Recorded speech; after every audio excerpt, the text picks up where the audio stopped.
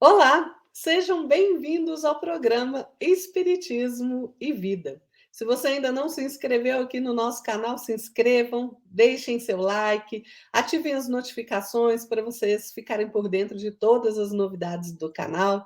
Nos acompanhem no Instagram, no Facebook e é pedindo a inspiração do nosso Mestre Jesus que faremos as nossas reflexões de hoje sobre os nossos caminhos, né? Para onde a estrada da vida está nos levando?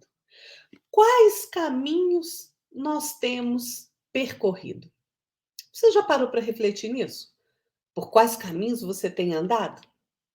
Porque, gente, o nosso caminho aqui neste planeta, né, apesar de todos os desafios, apesar de que nós enfrentamos, dos problemas, né, enfermidades, desgostos, né, desilusões, problemas financeiros, de relacionamento,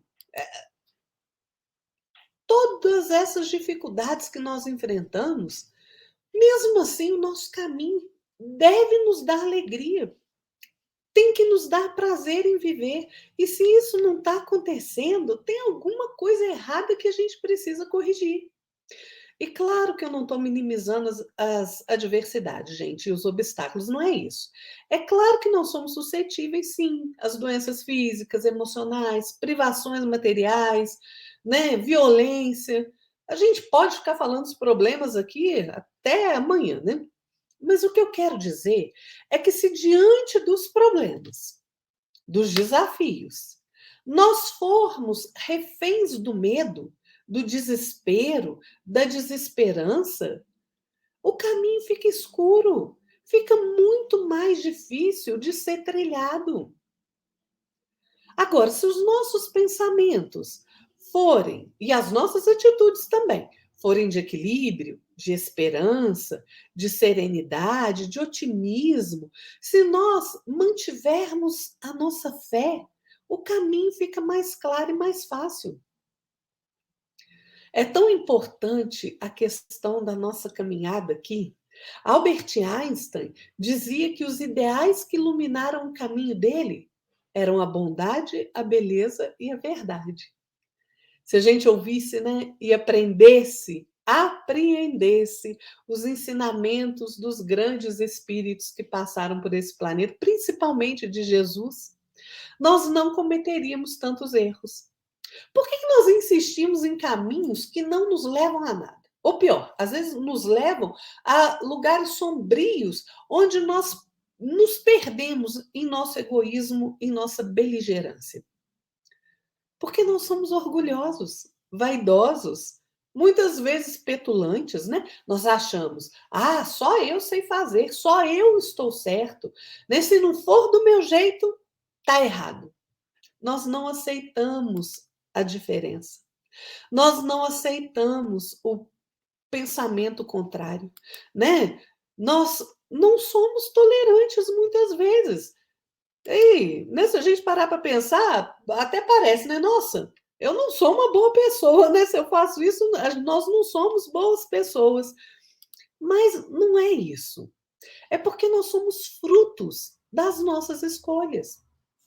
E quando escolhemos bem, apesar de qualquer tribulação, o caminho fica mais fácil de ser percorrido, fica mais suave.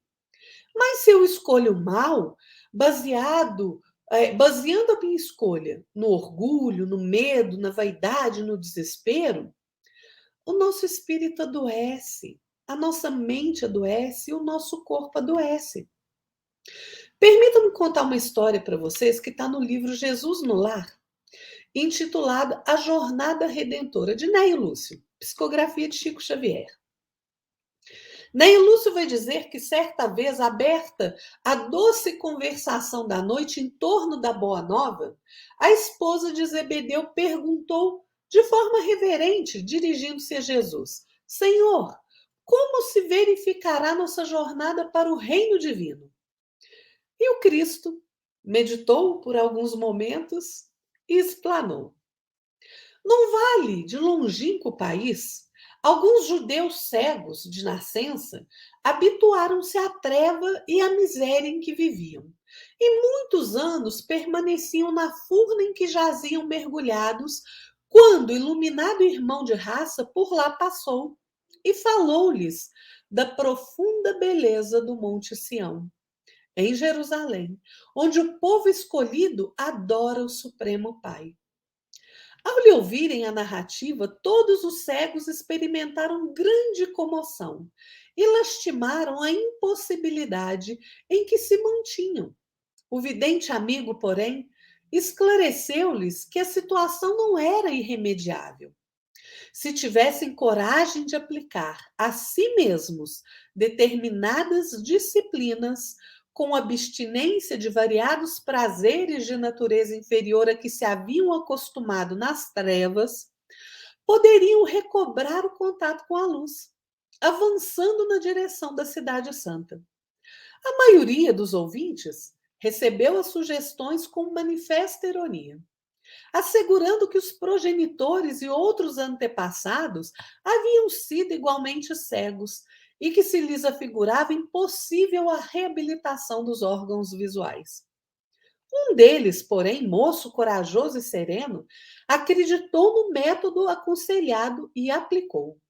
Entregou-se primeiramente às disciplinas apontadas e, depois de 4 anos de meditações, trabalho intenso e observação pessoal da lei, com jejuns e preces, obteve a visão. Quase enlouqueceu de alegria. Em êxtase, contou aos companheiros a sublimidade da experiência, comentando a largueza do céu e a beleza das árvores próximas. Contudo, ninguém acreditou nele. Não obstante ser tomado por demente, o rapaz não desanimou, não. Agora enxergava o caminho e conseguiria avançar. Ausentou-se do vale fundo, mas sem qualquer noção de rumo, vagueou dias e noites em estado aflitivo. Atacado por lobos e víboras em grande número, usava maior cautela, reconhecendo a própria inexperiência. Até que, em certa manhã, abeirando-se de um esconderijo cavado na rocha para colher mel silvestre, foi aprisionado por um ladrão que lhe exigiu a bolsa. Entretanto, como ele não possuía dinheiro, deixou-se escravizar pelo malfeitor que, durante 5 anos sucessivos, o reteve em trabalho incessante. O servo, porém, agiu com tamanha bondade, multiplicando os exemplos de abnegação, que o espírito do perseguidor se modificou, fazendo-se mais brando e reformando-se para o bem, restituindo-lhe a liberdade. Emancipado de novo, o crente fiel recomeçou a jornada, porque a ânsia de alcançar o templo divino povoava-lhe a mente. Pôs-se a caminho, distribuindo fraternidade e alegria com todos os viajores que lhe cruzassem a estrada. Mas, atingindo um vilarejo que a autoridade era exercida com demasiado rigor, foi encarcerado como sendo um criminoso desconhecido.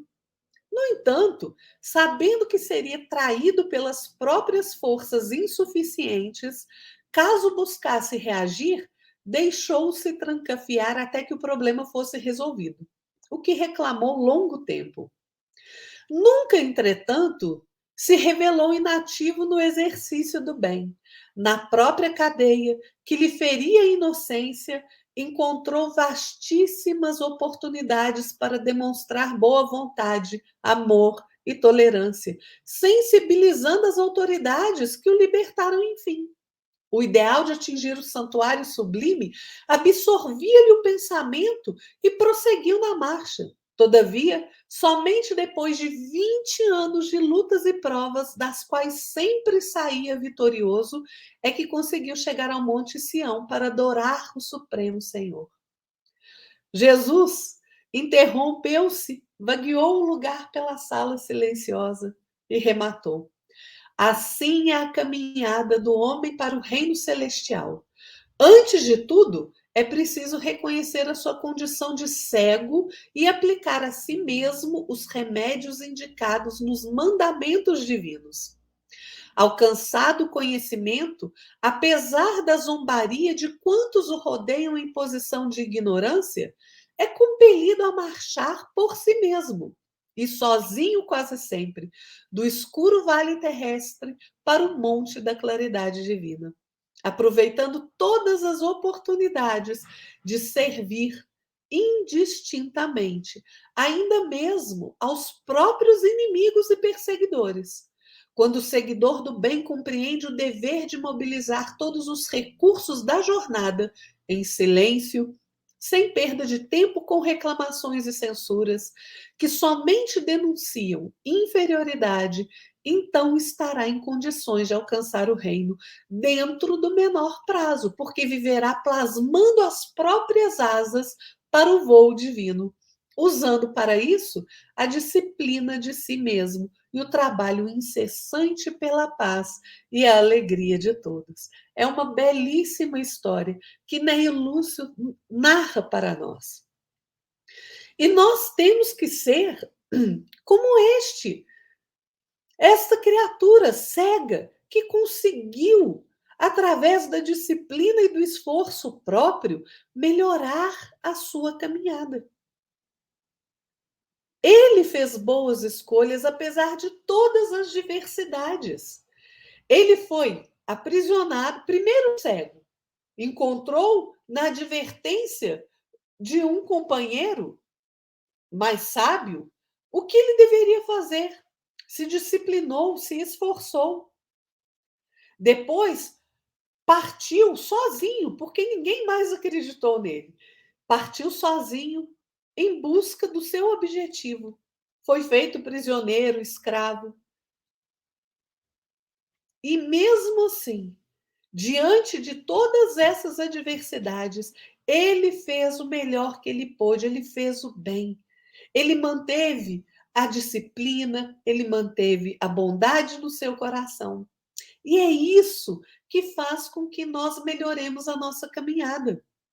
Porque o caminho é nosso para trilharmos conforme a nossa consciência. Né? Mas nossos sentimentos, pensamentos e atitudes podem fazer com que o fardo seja mais leve.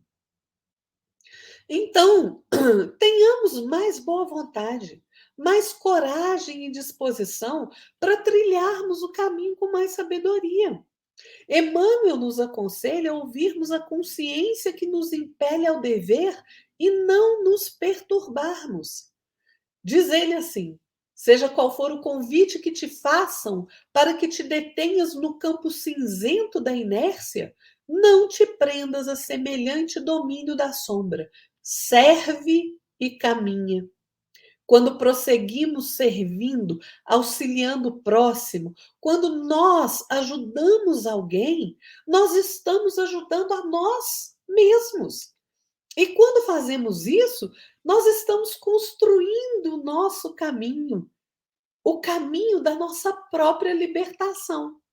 Fazendo escolhas melhores e mais sensatas, nós aliviamos o nosso coração e o caminho então se enche de flores e de luz ao redor, apesar das pedras, dos espinhos, dos atritos, das sombras, do aguaceiro, das tempestades.